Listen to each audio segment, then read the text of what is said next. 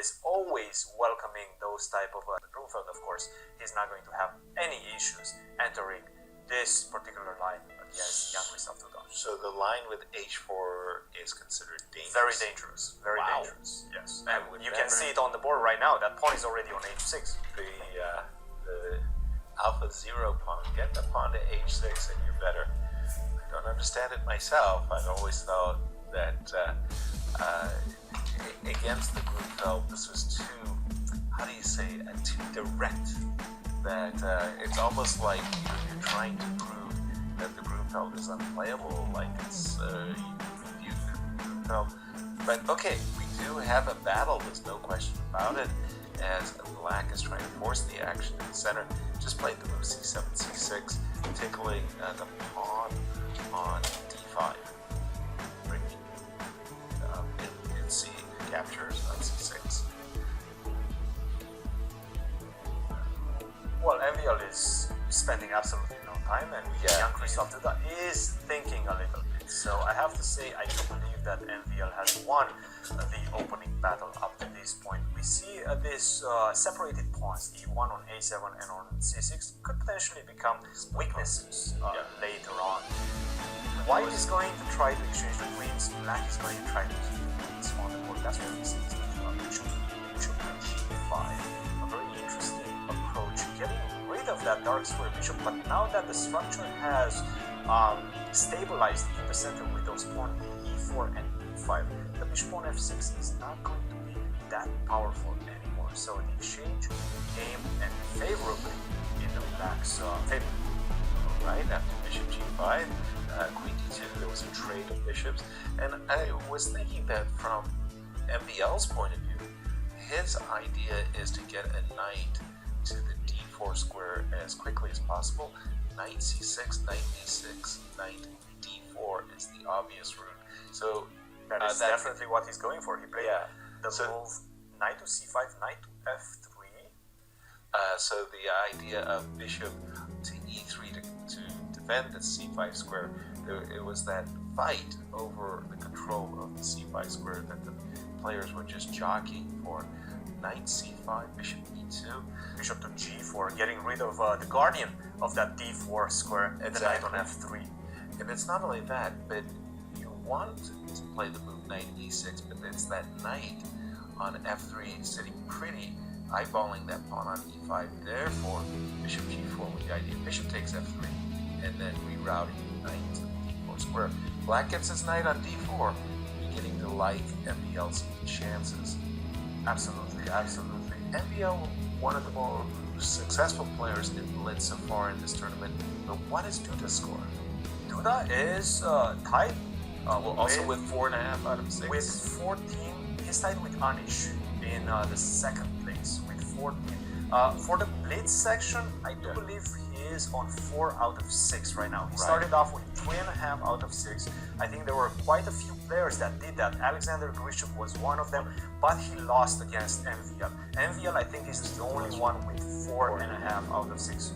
He is winning the Blitz section as of now. Exactly. So these are two of the most successful players so far in the Blitz portion of the Grand Chess Tour from Croatia. Now, from White's point of view, we're pointing out that, hey, if the strategic fight is about the d4 square, and Duda is considering, does he want to allow this bishop to take f3 or not? If he moves the knight, the problem is that doesn't really help. There will be a trade of bishops, and the knight will come to e6 nonetheless. So after some hesitation, Duda said, okay, I'm going to castle. Trades on f3 and immediately knight e6. So at least we understand what players are thinking, as the knight is going to land on d4. Once the knight lands on d4, it can be supported by either the c5 pawn as well as the rook. Also, now that White has castled, it feels to me like the pawn on h6 is potentially vulnerable. It's not like I'm going to play queen h4 and knight f4 instantly, but I start thinking, how can I pick up that pawn on h6? Rook to d8. Rook to d8 has been That I find a bit peculiar. I thought knight d4 was... Knight d4 is definitely on tap. It is going to come at some point, but you're keeping your options open because knight f4 is also an option, and you were mentioning that pawn on h6, Yasser. That knight on f4 could just disrupt the defensive action of the queen on e3, defending the pawn on h6, and you could combine those ideas with knight f4, maybe queen to g5, and then taking that pawn on h6. Knight on e6 so far, you're not in a hurry to put it on. You know that it's going to land on d4. You can always get it there. And if white defends with the move knight to e2, then I can just reinforce that square with the move c5. And that's actually what we're having on the board right now. Knight to e2 was played, c5 immediately. Fun. Okay, so now the knight to c3 back. Yes. Go back to d5. Knight to c3, so again, the strategic fight over the dominance of the central squares, d5 and d4, what it's all about. And Duda seeking exchanges within the move knight d5. Please take my knight so that this rook on c1 will have a clear view. Now, having said that, I like these imbalanced games of...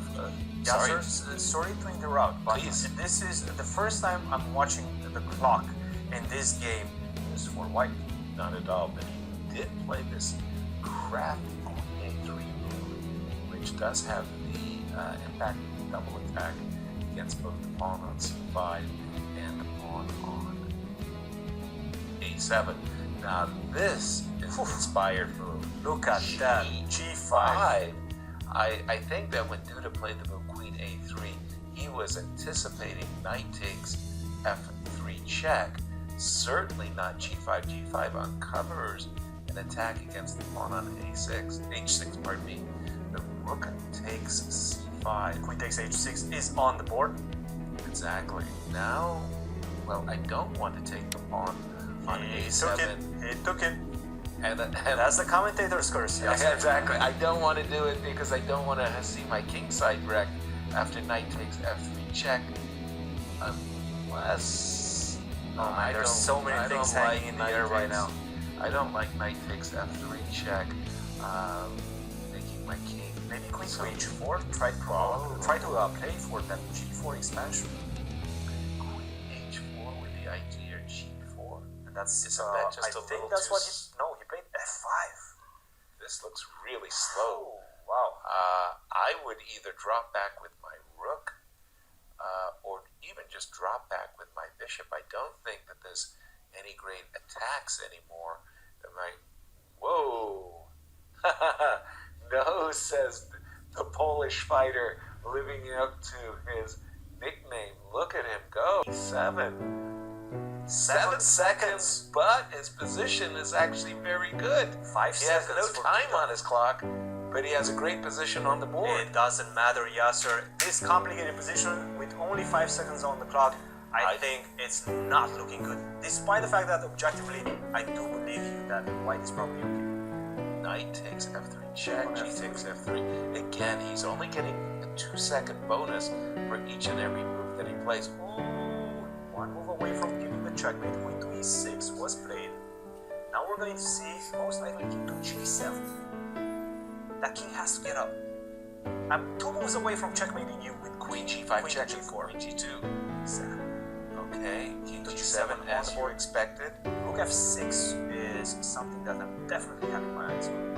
Rook f6, with my queen on e5, I do have the ability to play queen g3 or queen h2. He's going Played for it trade right away. I wasn't sure it was necessary right away, but he did do it. There's still this pawn on d7. It's alive. How many pawns does white have versus how many pawns does black have on the king side? Oh well, it's a majority of 4 versus 1 and he's traded. It's all about this pawn on d7 suddenly. I don't know. Rook right d1. now. I don't see how white could possibly lose it. King to f6, king to e6. It's time to get closer to you're never going to take the pawn. You're never going to take the pawn. You put your king on e6. I'll put my rook on e6. Man, d6 with check. Duda is ridiculously good when it comes to crunch time. Wow. He's just so good. And he's just... I would have put my king on f2 right away. But look at look at Maxime go. We have a Donnybrook here. It's a race of the pawns, but this rook to Rook to d4, king to f5. rook to Do you want to exchange? Or maybe rook to f6? Rook to f7. Expect that. King to f2. Come on, you've got to blockade those pawns. It's all about a7 and a8 equals queen. King to You f2 gotta was such a stop- good move. Rook to d2. Rook e7. Duda said, go ahead. Check. Another check, and that pawn is going to land on f2. Rook to e4. Man, there's Threatening the queen. Well, I'm just being told that Anish Garry has won his game. I'm sorry, Garry. no. I Kasparov. think Garry won. Oh my gosh! Now G3. Oh, That's going to be. what is going on here? Wait a minute. Queen. Yes. And is there a perpetual check for MVL in the position? By the way, what's the time? 50 seconds for MVL. He's playing very fast, and only 5 seconds for Duda. But by the way, Duda's gained time because I think Duda went down to 2 seconds. Remember, he gets a 2-second increment for each completed move. This should be winning. I can't imagine there's a perpetual check in the position. I'm not sure if he's winning. Yeah, there's no perpetual check. King f3, queen g4, king g2. Gift me the pawn. Yes, that does seem like the right approach. Absolutely. Now I do have queen f3. No, I don't want to allow queen g5 check. But has he 4 seconds, allowed 3 a seconds, perpetual? 2 seconds. Maybe he's allowed a perpetual. I think that's a perpetual, yes. I think you're right. Queen g3. I can't play the desired queen f3 because of queen g5 check, and it looks like a perpetual. He found it. He found the perpetual. Amazing. No, Queen to you e5. Yeah, Yes. exactly. Ooh. MVL dodges a bullet, and a very, very big bullet it was. I don't think there was a